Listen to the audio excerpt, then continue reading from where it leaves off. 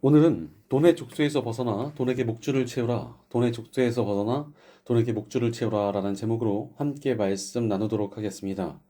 현대 사회를 살아가는 우리에게 돈이라는 것은 반드시 필요한 존재입니다. 하지만 선비 문화를 가진 한국 사회에서 돈 이야기를 하는 것은 조금 천박하다고 여겨지는 경향이 있습니다. 그래서 돈을 좀 멀리하는 태도를 가지는 것을 교양 있고 좀 깨끗한 삶처럼 보인다라고 생각을 합니다. 그런데 돈이라는 것은 또한 너무나 필수적이기도 하고, 그러다 보니까 또 돈을 이야기를 꺼리는 문화도 함께 있고, 뭔가 이 모순된 문화가 한국 사회에 있습니다. 그러다 보니 우리 기독교 안에도 두 가지 극단이 존재하게 되었습니다. 먼저는 이 어려운 시대를 지나면서 뼈저리게 돈의 힘을 느끼고, 그러므로 인해 이 기복신앙을 쫓는 분들이 계십니다.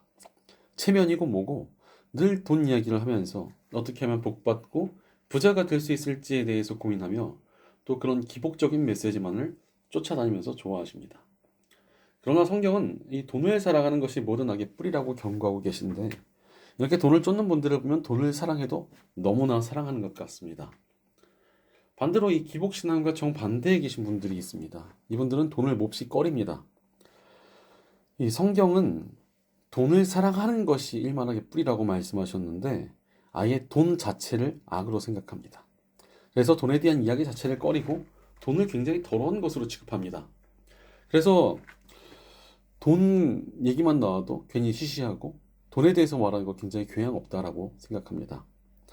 이런 교회에서 사역하시던 어떤 목사님께서 이 1,000원짜리를 손에 들고 있다가 어떻게 목사님이 더러운 돈을 손에 쥐고 있느냐며 성도들이 단체로 시험 들었다는 이야기도 있습니다. 그러나 이렇게 돈에 대한 언급조차 꺼릴 때 생기는 문제가 있습니다. 돈을 어떻게 다뤄야 할지에 대한 성경적인 지식이 없으니 이 돈 앞에서 혼란이 생기는 것입니다. 제가 이제 대학 다닐 때 어떤 기독교 단체에서 청년들에게 연애를 금지시켰습니다. 그런데 연애를 금지시키고 아예 연애에 대한 언급조차 하질 못하게 하고 연애에 대한 이야기를 아무도 꺼내지 못하게 하다 보니까 오히려 문제가 생겼습니다. 다들 젊은 청년들이다 보니까 어떻게 해서든지 연애를 몰래 몰래 하기 시작했는데, 어떤 것이 믿음 안에서 올바르게 사귀는 것인지를 모르다 보니까 너무나 자주 문제가 터졌습니다. 마찬가지로 돈에 대해서도 너무나 꺼리고 겁을 내면 오히려 문제가 생길 수 있습니다. 오히려 우리는 돈을 너무나 사랑하지도 겁내지도 않는 돈에 대한 바른 기준을 세워야 합니다. 이런 기준이 없으면 올바르게 살아가기가 몹시 어렵습니다. 대표적으로 오늘 말씀 16절은 돈에 대한 바른 기준을 잃어버린 사람의 모습을 담고 있습니다. 이 돈에 대한 바른 기준이 없으니까 탐욕에 사로잡히고 가난한 이들을 무시하고 억압하며 부자들에게는 또 아부하고 굴복하는 굉장히 야비한 인생을 살게 된다는 것입니다. 그리고 그러한 삶을 하나님께서 기뻐하실 리가 없기에 그 인생은 잘 될 수가 없고 재물을 얻더라도 금세 다 잃어버리는 결과를 얻게 된다라고 말씀하고 계십니다. 이렇듯 돈에 대한 바른 기준이 없으면 돈이 없어도 돈을 어떻게 벌어야 할지도 모르게 되고, 있어도 그것을 어찌 쓰는 것이 옳은 길인가를 모르게 됩니다. 그러니 돈 때문에 늘 시험에 들고 혼란에 빠지는 것입니다. 그러므로 우리 안에 돈에 대한 바른 기준을 세워야 합니다. 그러기 위해서 오늘 말씀 15절에 어린 아이의 마음에 미련한 것을 훈계의 매로 쫓아내야 한다고 말씀하신 것처럼 철저히 우리의 마음이 올바르게 훈련되어져야 합니다. 사실 돈을 사랑하거나 또 돈에 대해서 두려워하는 것은 신앙적으로 굉장히 미성숙한 상태라는 것입니다. 그러나 우리의 마음을 온전히 훈계하시는 하나님의 말씀을 통하여 이 돈에 대한 어리석은 기준들을 깨뜨리고 바른 기준을 세울 때 우리의 신앙이 성숙해집니다. 그러므로 성숙한 신앙을 가지기 위해선 돈에 대한 바른 기준을 세워야 합니다. 그때 우리가 돈에 끌려다니는 대신 오히려 돈이라는 도구를 하나님의 뜻대로 다스리고 사용할 수 있게 됩니다. 그렇다면 우리가 구체적으로 어떻게 돈에 대한 바른 기준을 세워야 합니까? 첫째로 돈에 대한 바른 기준을 세우려면 일단 돈을 기준으로 삼지 말아야 합니다. 우리가 돈에게 끌려다니지 않고 다스리려면 어찌해야 합니까? 돈에게 나의 중심을 내어주어서는 안 됩니다. 나의 중심을 내어주는 순간 돈이 나에게 족쇄를 채우고 나를 끌고 다니게 할 것입니다. 인간관계에서도 마찬가지 아닙니까? 우리가 뭐 연애를 한다거나 할 때 누구를 너무나 좋아해서 그 사람의 마음의 중심이 있으면 그 사람한테 끌려다니게 됩니다. 그 사람한테 꼭 해줘야 될 조언도 하지 못하게 되고, 그 사람이 화를 내면 꼼짝도 못하게 되고, 그 사람이 하자는 대로 다 하게 되는 것입니다. 그런데 이 돈이 나의 중심이 되어 있다는 증거가 무엇입니까? 바로 모든 것을 돈을 기준으로 판단하는 것입니다. 그러나 안타깝게도 참 많은 현대인들이 돈을 기준으로 삼고 살아가고 있습니다. 오늘 말씀 1절에서는 많은 재산보다는 명예를 택하는 것이 낫고 은이나 금보다는 은총을 택하는 것이 낫다라고 말씀하고 계십니다. 하지만 안타깝게도 정말 많은 사람들이 이 말씀과 정반대의 방향으로 갑니다. 명예나 지혜, 하나님의 은총보다도 많은 재산을 훨씬 더 좋아합니다. 돈이 많으면 그것을 무조건 축복이며 능력이라고 여깁니다. 심지어 크리스천들도 돈이 기준이 되어 있습니다. 그래서 내게 돈이 많아지면 하나님께 감사해야 하지만 돈이 없으면 원망과 섭섭함이 몰려옵니다. 잘 살고 못 살고의 기준이 믿음에 있지 않고 돈에 있습니다. 그런 영혼들을 바라볼 때 차가 무엇인지, 어디에 사는지, 돈을 얼마나 버는지에만 관심을 가지며 살아갑니다. 돈을 많이 가지고 있으면 축복받은 사람이고, 또 돈이 별로 없는 분들을 보면은 혹시 저 사람 무슨 잘못을 저지른 게 아닌가 이렇게 의심을 하기도 합니다. 그러나 이런 태도는 결코 믿음의 사람답지 못한 모습입니다. 우리는 방금 읽은 말씀처럼 돈이 아닌 명예를 택해야 합니다. 내가 하나님의 자녀다운 삶을 살아가고 있는가? 하나님의 이름에 먹칠을 하는 인생을 살진 않는가가 우리 삶의 기준이어야 한다는 것입니다. 무엇보다도 우리의 기준은 하나님의 기준과 일치되어 있어야만 합니다. 오늘 말씀 2절은 부자나 가난한 자나 다 하나님께서 지으셨다라고 말씀하고 계십니다. 세상은 부자와 가난한 자에 대한 구분을 굉장히 뚜렷이 짓고 가난한 사람은 부자가 되고 싶어하고 부자들은 저렇게 가난하기 정말 싫다라고 생각하며 살아갑니다. 하지만 하나님의 기준에서 그들은 모두 다 똑같은 영혼입니다. 또 모두 다 구원이 필요한 한 영혼에 불과합니다. 이것이 바로 우리가 가져야 할 기준입니다. 우리는 돈이 기준이 아니라 구원이 기준이어야 한다는 것입니다. 이어서 오늘 말씀 3절은 재앙을 피하는 지혜로운 사람과 고집부리다가 심판을 받는 어리석은 사람을 비교하고 계십니다. 실제로 우리 삶에는 끝이 찾아옵니다. 그것은 죽음일 수도 있고 예수님이 다시 오심으로 인한 하나님 나라일 수도 있습니다. 저는 후자가 항상 제 마지막이기를 바라며 살아가고 있습니다. 여러분도 같은 마음이실 거라 생각합니다. 그런데 지혜로운 사람은 이 끝이 있음을 알고 살 길을 붙듭니다. 그래서 예수 그리스도를 믿고 구원을 얻고자 하는 것입니다. 예수님 믿는 사람들은 죽어도 구원을 받고 마지막 때가 와도 구원을 받기 때문입니다. 그러나 어리석은 사람들은 마지막에 별로 관심을 두지 않습니다. 그저 살아가는 동안에 열심히 벌고 그것들을 누리는 것에만 관심을 가지며 살아갑니다. 하지만 모든 인간들에게는 언젠가 마지막이 찾아오게 되고 그 돈을 다 누리지도 못할 것이며 그 끝에는 심판이 기다리고 있습니다. 이러한 관점에서 볼 때 우리가 어떠한 기준을 가지고 살아가야 되겠습니까? 우리 기준이 믿음이 있어야만 합니다. 돈이 많아도 예수 그리스도를 모르고 믿음이 없다면 그는 불쌍한 사람입니다. 돈이 없어도 예수님 믿고 그분과 동의하고 있다면 그는 복받은 사람입니다. 이러한 기준이 우리 안에 있습니까? 게다가 믿음을 쫓아 살아가는 삶이 정말로 지혜로운 삶인 진짜 이유가 있습니다. 저 오늘 말씀 4절은 겸손한 사람과 주님을 경외하는 사람이 받을 보상은 재산과 영예와 장수이다 라고 말씀하고 계십니다. 겸손하고 주님을 경외하는 사람은 어떤 사람입니까? 겸손한 사람은 자신이 스스로 구원받을 수 없다는 것을 인정하는 사람입니다. 그러나 이것만으로 구원받지 못합니다. 구원받을 수 있는 사람은 겸손한 마음과 함께 우리를 위해 구원의 길을 예비해 두신 하나님을 경외하는 마음으로 그분께서 마련해 주신 십자가의 구원을 붙드는 사람입니다. 게다가 겸손히 하나님 붙들고 구원을 얻고자 하면 구원뿐 아니라 하나님께서 온갖 좋은 것들을 주신다고 오늘 말씀은 이야기하고 계신 것입니다. 이 말씀이 쓰이던 시대에 사람들이 가장 가치 있게 여기던 것은 재산, 영예, 장수였습니다.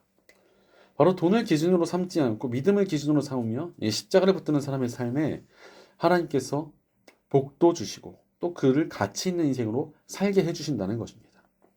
무엇보다도 하나님 나라가 임할 때 믿음을 따라 살았던 사람들에게는 하나님 나라의 영원한 상급이 주어집니다. 그러니 우리는 믿음 안에서 바른 기준을 세워야 합니다. 돈을 기준으로 두는 것이 아니라 무엇보다도 믿음과 구원이 우리의 기준이 될 때 우리는 돈에 끌려다니지 않을 수 있으며 오히려 하나님 안에서 복된 삶을 살 수 있습니다.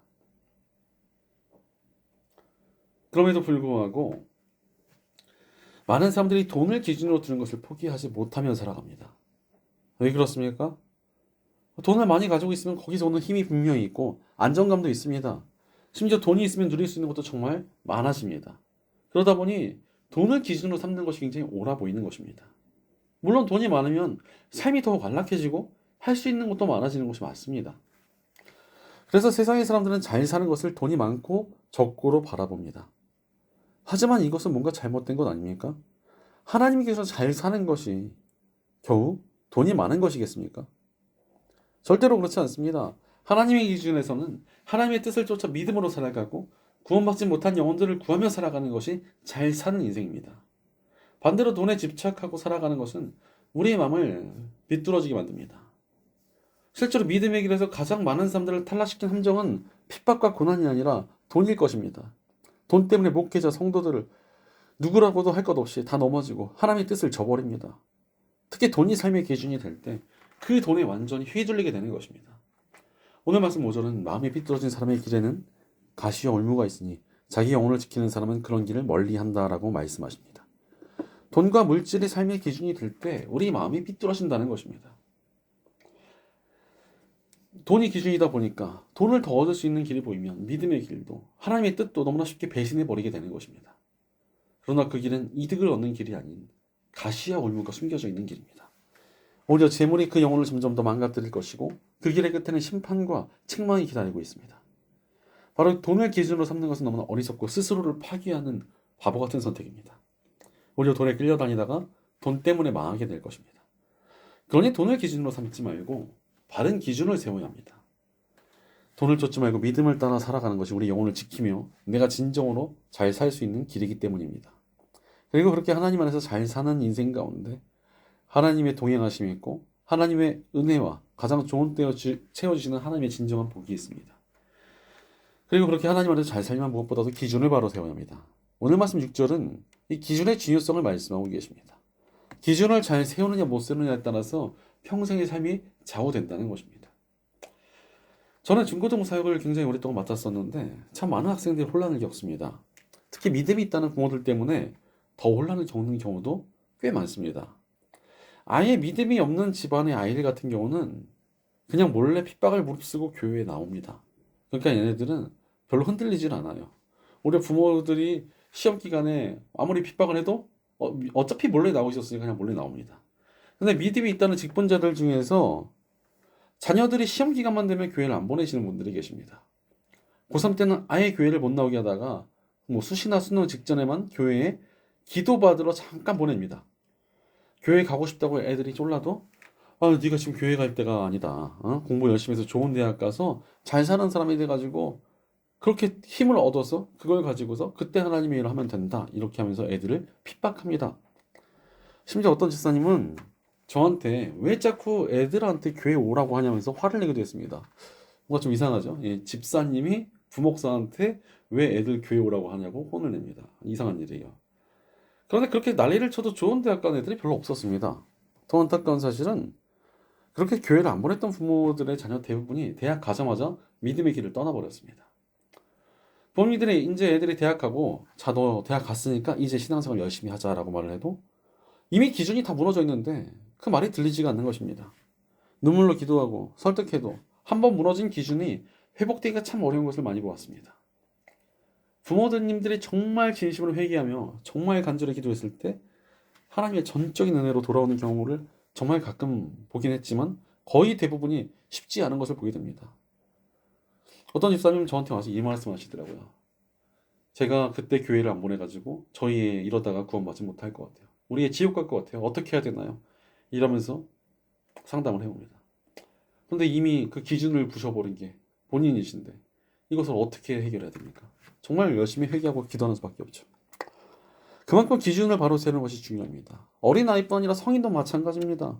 여전히 나의 삶을 바라보고 다른 이들을 바라볼 때 돈이 기준이 되어 있다면 아직도 믿음이 성숙하지 못한 상태라고 할 수 있습니다.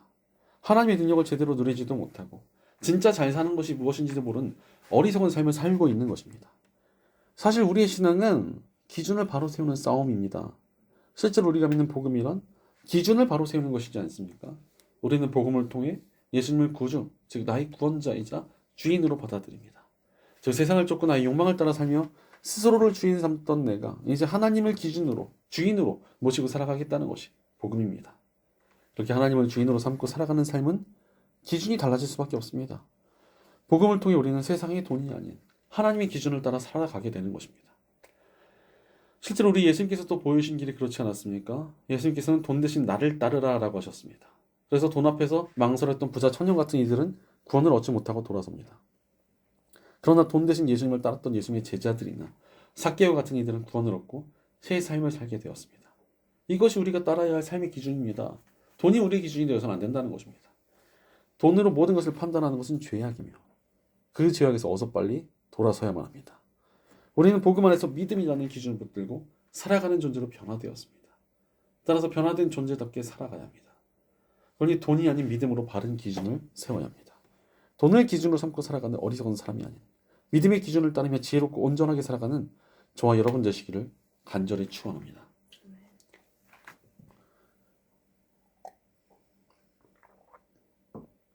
둘째로 돈에 대한 바른 기준을 세우려면 선한 기준을 확실히 품고 있어야 합니다. 돈에 대하여 바른 기준을 가지지 못하게 하는 함정이 무엇인 줄 아십니까? 바로 돈에 대하여 제대로 된 기준을 확실히 가지지 않고 살아가는 것입니다. 그런데 바른 기준을 채워놓지 않으면 세상의 악한 기준이 우리를 바로 침범해버립니다. 그런데 이 돈에 대한 문제에 있어서 바른 기준을 세우는 것에 무관심한 분들이 너무나 많습니다. 특히 돈을 좀 두려워하는 경향이 있습니다. 오늘 말씀 13절은 이 게으른 사람의 모습을 좀 우스꽝스럽게 그리고 있습니다. 밖에 나가면 사자에 물려 죽을지도 모른다면서 집구석에 앉아서 게으름만 피고 있다는 것입니다. 구더기 무서워서 된장을 못 담근다는 한국의 속담과도 굉장히 많이 닮아 있습니다. 그런데 돈을 더럽게 여기고 적대시하는 분들의 모습이 이와 같습니다. 돈에 대해서 이야기하다 보면은 기복신앙에 빠지거나 욕심을 자극하게 될까봐 돈 이야기 자체를 꺼립니다. 그러나 여러분, 돈이 무조건 나쁩니까? 그렇지 않습니다. 돈은 얼마든지 선한 도구가 될 수 있습니다. 돈이 있어야 구제도 하고 선교도 하는 거 아닙니까? 물론 돈을 선한 도구로 쓰기 위해서는 우리가 돈의 목줄을 단단히 쥐고 있어야 합니다. 그렇지 않으면 돈이 오히려 우리에게 족쇄를 채우고 우리를 끌고 다녀야 할 것입니다. 그렇다면 돈의 목줄을 잡으려면 어찌해야 합니까? 돈을 어떻게 다뤄야 되는지에 대한 바른 기준을 확실히 붙들고 있어야 합니다. 사실 돈을 바르게 다루는 법을 모른다는 건 굉장히 위험한 일입니다. 오늘 말씀 7절은 가난하면 부자의 지배를 받고 빚지면 빚쟁이의 종이 된다라고 말씀하십니다. 돈을 바르게 다룰 줄 모르는 분들이 돈 때문에 끌려다니게 된다는 것입니다. 사실 지금의 시대가 가진 가장 큰 문제 중에 하나가 많은 사람들이 부자들에게 끌려다닌다는 것입니다. 미디어는 계속해서 부자들의 삶을 보여주고 너무나 많은 사람들이 그런 모습을 부러워하며 그렇게 살려고 무던히 애를 씁니다. 사람들이 부자들이 누리는 비싸고 유명한 식당, 외제차, 호화로운 아파트, 부자는 아니더라도 적어도 남들에게 꿀리지 않을 것들을 갖추느라 허덕이며 살아갑니다. 심지어 남들을 쫓아가느라 빚도 지고 낭비까지 하면서 그들을 쫓아가려고 합니다. 그런 삶이 결국이 어떠한 줄 아십니까? 14절 말씀에 음행하는 여자의 입은 깊은 함정 같다라는 표현이 나옵니다. 성경에서의 음행은 단순한 음란한 행위가 아니라 우상 숭배를 비유한 것이 많습니다. 이 말씀도 그렇습니다. 그런데 돈에 대한 바른 기준이 없는 사람들은 남들을 부러워하고 끌려다니다가 끝내 물질이 우상이 되어버립니다. 돈이 우상이 되기도 하고 집이나 차, 명품이 우상이 되어버리는 것입니다. 특히 빚지면서까지 낭비하는 것은 내 안에 돈이 정말 확실한 우상으로 자리 잡았다는 뜻입니다. 그러니 돈이라는 우상이 끌려다니는 것입니다. 그러나 우리는 우상이 아닌 하나님을 쫓는 존재로 부르심을 받았습니다. 그러므로 물질이나 우상을 거부하고 돈에 대한 바른 기준을 세워야 합니다. 그렇다면 바른 기준이 무엇입니까? 먼저 8절 말씀에 악을 뿌리는 사람이 재앙을 거둔다고 경고하신 것처럼 악하게 돈을 쫓아서는 안 된다는 것입니다. 악한 방법을 통해서 돈을 벌거나 악한 목적으로 돈을 쓰는 것을 피해야 한다는 것입니다. 악한 목적으로 돈을 벌고 사용하는 것은 우리를 파괴하는 죄이기 때문입니다. 이어서 분노하며 휘두르는 막대기는 기세가 꺾인다는 말씀이 나옵니다. 바로 감정적으로 돈을 쓰는 것은 패망하는 지름길입니다. 요즘 젊은 세대들 가운데 홧김 비용이라는 것이 있다고 합니다. 스트레스 받아서 그것을 풀려고 홧김에 돈을 마구 써버린다는 것입니다. 그런데 이러한 감정적인 소비가 우리를 망가뜨립니다. 올바른 판단을 하지 못하게 하여 어리석은 지출을 하게 만들기 때문입니다. 그런데 악한 세상은 우리를 자극해서 감정적으로 돈을 낭비하며 파멸하도록 유혹합니다. 돈을 버는 것도 마찬가지입니다. 감정적으로 돈을 벌어서 감정적으로 내가 남들보다 성공하고 내가 무시당했던 이 분노를 갚아주겠다라고 돈을 벌고 매달리고 다니면 돈에 끌려다닐 수밖에 없습니다. 우리가 위험한 총이나 칼 같은 도구 앞에서 냉정하고 이성적인 감각을 유지해야 되지 않습니까? 그런데 이 돈이란 도구는 어떻습니까? 지금까지 수많은 사람들을 인류 역사 가운데 파괴했던 아주 위험한 도구입니다. 그러니 돈 앞에서도 냉철함과 이성적인 판단을 가질 때 돈에 끌려다니지 않고 바르게 살아갈 수 있습니다. 다음으로 10절 말씀에서 교만한 이들에게 경고하신 것처럼 내 안의 교만함을 만족시키기 위해서 돈을 쓰는 것을 주의해야 합니다. 남들을 짓누르고 잘나 보이려고 돈을 벌고 쓰면 그 자체가 너무나 위험한 길입니다. 하나님께서는 교만한 자를 미워하시고 대적하시기에 그것은 끝내 자신을 망치는 길이기 때문입니다. 그러니 돈에 대하는 것에 있어서 교만함이 우리 안에 있다면 그것을 철저히 끊어내야 합니다. 마지막으로 9절 말씀에서 타인을 보살피고 자신이 가진 것을 나눠주는 사람이 복이 있다고 하신 것처럼 섬김과 나눔의 자세로 돈을 대해야 합니다. 우리에게 많은 것이 주어진 것은 내가 나를 위해서 마음껏 쓰라고 주어진 것이 아닙니다. 하나님께서 우리를 청지기로 보내셔서 다른 영혼들과 하나님의 일을 위해 쓰라고 돈을 벌게 하시고 쓰시도록 맡겨주신 것입니다. 그리고 그렇게 하나님의 일과 영혼을 위한 기준을 가지고 살아가면 하나님께서 주시는 복이 임한다고 약속해 주십니다. 그러니 우리는 나눔과 섬김이라는 선한 가치 위에 돈에 대한 바른 기준을 세워야 합니다.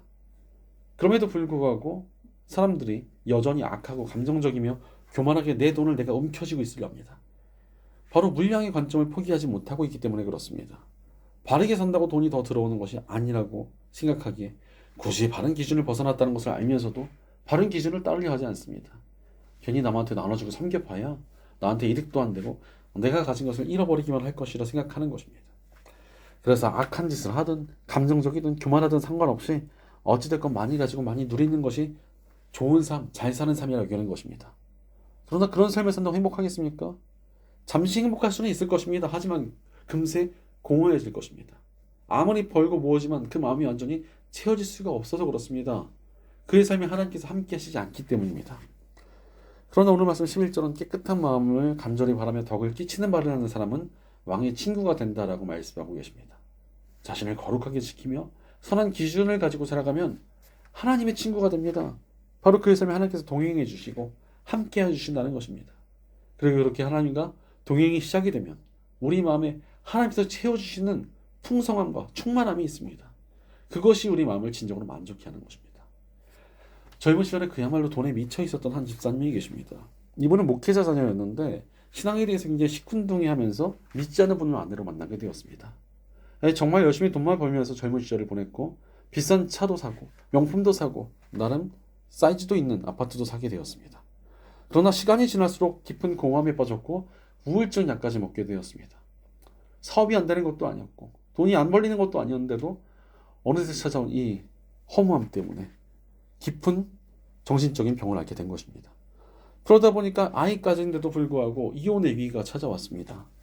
그런데 이 믿지 않던 아내분이 너무너무 힘들어하다가 놀랍게도 시부모님의 권유로 새벽 기도를 시작하게 되었습니다.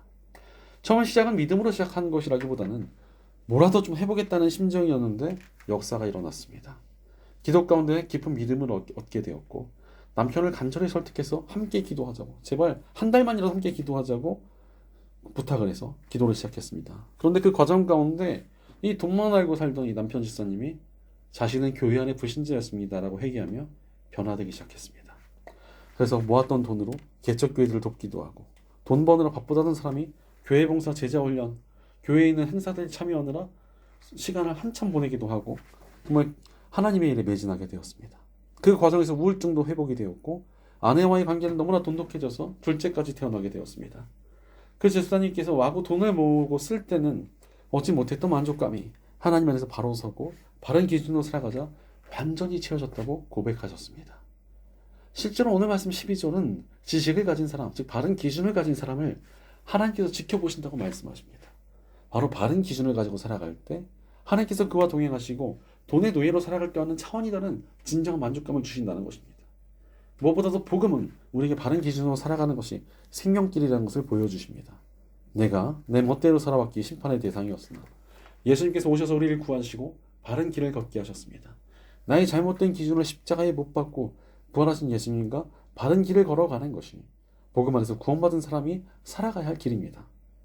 그리고 그렇게 살아가는 우리의 삶은 세상을 향하게 됩니다. 복음은 우리를 세상에 무관심하게 만들지 않습니다. 복음을 들고 세상을 변화시키기 위한 발걸음을 걷게 하십니다. 그러니 돈이라는 이 중요한 문제에 있어서 복음은 우리에게 바른 기준을 세우라 하십니다. 바로 복음 안에서 더욱더 온전하고 하나님의 뜻대로 우리가 가진 것들을 사용하고 섬김과 나눔을 가지고 사용하고 나의 감정과 교만함으로 쓰지 않는다는 것을 우리가 마음에 확정하고 살아가는 것을 복음 안에서 알게 해주십니다. 그러니 복음 안에서 우리가 더욱더 온전해지고 더욱더 하나님의 풍성한 은혜를 누릴 수 있는 길로 나아갈 수 있게 됩니다. 실제로 우리 예수님께서도 이 죄인들을 멀리하지 않으시고 다가가셔서 바로 세우셨습니다. 마찬가지로 우리도 돈이란 문제에 있어서 바른 기준을 가지고 바르게 벌고 바르게 써야 합니다. 그때 우리가 돈에 끌려다니지 않고 오히려 우리가 돈을 다스릴 수 있습니다. 오히려 우리가 바른 기준을 세울 때 돈이 우리를 해치는 함정이 아닌 우리를 통해 영혼과 세상을 살리는 도구로 쓰임받게 될 것입니다. 그러므로 돈에 대한 바른 기준을 세워야 합니다.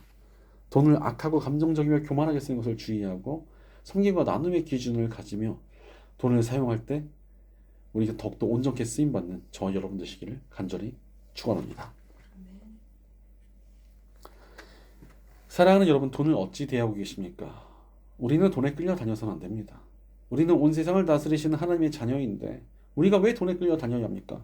우리는 돈과 물질이 우상이 되어버린 이 시대 가운데 스스로를 지켜내야 합니다. 그러기 위해서 우리 안에 돈에 대한 바른 기준을 세워야 합니다. 그때 우리가 돈에 끌려다니지 않고 오히려 돈을 다스릴 수 있습니다. 우리가 바른 기준으로 돈을 다스릴 때 돈은 우리의 삶을 오히려 쓰임받게 만드는 좋은 도구로 변화될 것입니다. 도구도 잘 다룰 수 있는 사람에게 맡겨져야 하듯 하나님께서도 돈에 대한 바른 기준을 가진 자들에게 그 도구를 맡겨주시지 않겠습니까? 게다가 그러니 정말로 중요한 것은 이 도구를 맡은 이후의 삶입니다. 신학자 비다 스커더는 삶은 소유가 아닌 창조를 통해 드러난다라고 말했습니다. 우리가 얼마나 가졌는가는 하나님의 관심사가 아닙니다. 그러나 우리의 소유로 얼마나 창조적인 일들, 즉 하나님의 일을 감당해내느냐가 우리 삶의 가치라는 것입니다. 그러니 내게 맡겨진 것들을 선하게 사용하시기 바랍니다. 그때 우리 삶에 하나님의 복과 능력이 임할 것입니다. 내 삶이 바로 섬이요 내 주변이 변화된 일에 우리가 쓰임받게 될 것입니다. 교회의 부흥이 일어나고 나라가 회복되며 세상이 권하는 일에 우리가 쓰임받을 것입니다. 물질에 대한 바른 기준을 가질 때 우리는 하나님의 역사 속에서 놀랍게 쓰임받고 진정한 만족과 풍성한 은혜를 누리게 될 것입니다. 그러니 돈에 대한 바른 기준을 가지기 위하여 믿음의 기준을 가지고 섬김과 나눔의 사명을 감당하며 풍성한 은혜 속에서 쓰임받는 저와 여러분 되시기를 주의 이름으로 간절히 축원합니다. 기도하겠습니다. 언제나 우리에게 진정한 만족과 은혜를 풍성히 베풀어 주시는 하나님 감사합니다. 우리가 모든 선한 것을 주시는 하나님의 은혜를 잊은 채 돈을 우상으로 섬기고 쫓으며 기준으로 삼고 살아가진 않았는지 우리의 삶을 돌이켜봅니다. 돈이 우상이 되어 있고 중심이 된 이 시대 가운데 믿음의 기준을 가지고 우리 스스로를 지켜낼 수 있도록 우리들 보호하여 주옵소서. 내게 맡겨진 물질이 나만을 위한 것이 아닌 섬김과 나눔의 사명인 것을 깨닫고 하나님의 뜻 안에서 선하게 사용할 수 있는 선한 마음을 우리에게 허락하여 주시옵소서. 언제나 하나님의 뜻 안에서 선한 청지기로 살아가는 우리가 되도록 우리를 세워주시옵소서. 또한 우리 공동체가 물질에 대한 탐욕을 내려놓고 함께 바른 기준을 품고 바르게 살아가게 없소서.